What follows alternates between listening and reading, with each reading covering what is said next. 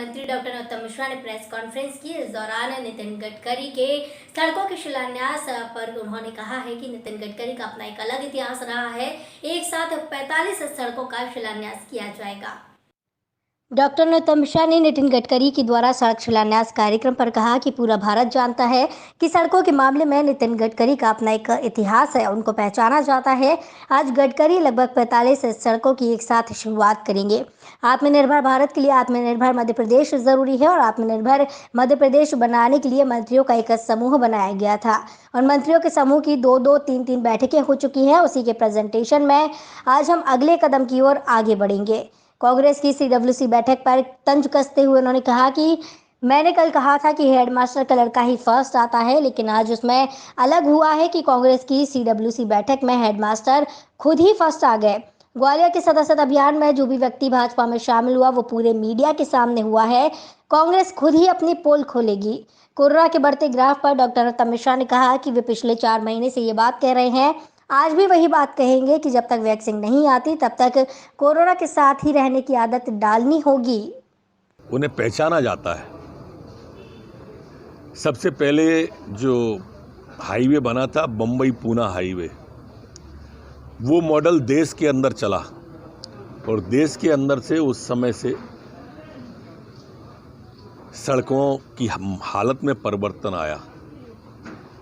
आज लगभग 45 सड़कों की एक साथ में माननीय गडकरी जी शुरुआत करेंगे। 11,427 करोड़ रुपए की ये सड़कें हैं और उससे अपने आप में एक सड़क परिवहन में क्रांति आएगी। आत्मनिर्भर भारत के लिए आत्मनिर्भर मध्य प्रदेश जरूरी है। प्रधानमंत्री जी ने जो आत्मनिर्भर भारत की बात कही है, उसके लिए एक रोड मैप बनाने के लिए मंत्रियों के समूह माननीय मुख्यमंत्री जी ने बनाए थे। उन मंत्री समूहों की 2-2, 3-3 बैठकें हो चुकी हैं। उसका प्रेजेंटेशन में हमें अगला कदम की ओर आज हम बढ़ेंगे। मैंने कल अपनी बात कही थी, रटी रटाई स्क्रिप्ट है, उतना सा सुधार हुआ है। कल मैंने कहा था कि हेडमास्टर साहब के बच्चे को ही फर्स्ट आना है। इसमें हेडमास्टर साहब खुद ही फर्स्ट हो गए। माननीय सोनिया गांधी जी ने इस्तीफे की पेशकश की। CWC ने माननीय सोनिया जी से विचार करने को कहा। माननीय सोनिया गांधी जी ने विचार किया और माननीय सोनिया गांधी ने अपना इस्तीफा वापस ले लिया। माननीय सोनिया जी से शुरू, गांधी पर ख़त्म। ये रटी रटाई स्पष्ट थी।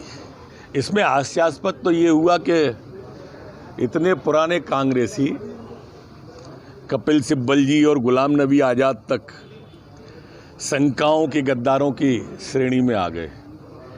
कांग्रेस में अगर लोकतंत्र होता तो शाम तक गुलाम आज़ाद हो जाते। ये अपने खुद की पोल खोलेंगे, ग्वालियर में जाएंगे तो, क्योंकि वहाँ जो कार्यकर्ता आया है वो आप सब मीडिया के सामने भी आया है। सबके सामने वो कार्यकर्ता आया है तो ऐसा कैसे कह सकते हो? उसमें क्या पोल खोलने को बचा है? देखिए, मैं प्रारंभ से ये बात कह रहा हूँ, लगभग 4 महीने से हूँ। सवाल भी वही है और जवाब भी वही होगा कि हमें जब तक वैक्सीन नहीं आता है कोरोना के साथ में जीने की आदत डालनी पड़ेगी। वैक्सीन आते ही हम सकारात्मक दिशा में बढ़ेंगे, लेकिन मध्य प्रदेश के अंदर हमारी रिकवरी रेट मध्य प्रदेश के सर्वाधिक आने वाले राज्यों में से एक है। अधिकांश लोग स्वस्थ होकर घर जाते हैं। लगभग 75 से 80% लोग स्वस्थ होकर जा रहे हैं। बाकी के लोग एडमिट रहते हैं तो वो साइकिल है, वो चलती रहती है, आते हैं और चले जाते हैं।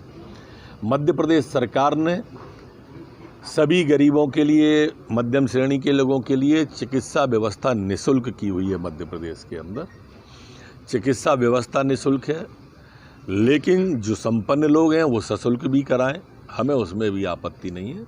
लेकिन कोरोना को हराएंगे, ये संकल्प पक्का है। मध्य प्रदेश के नहीं, देश के अंदर उसकी गति बढ़ी है, विश्व के अंदर उसकी गति बढ़ी है। हमें उम्मीद है कि थमेगी।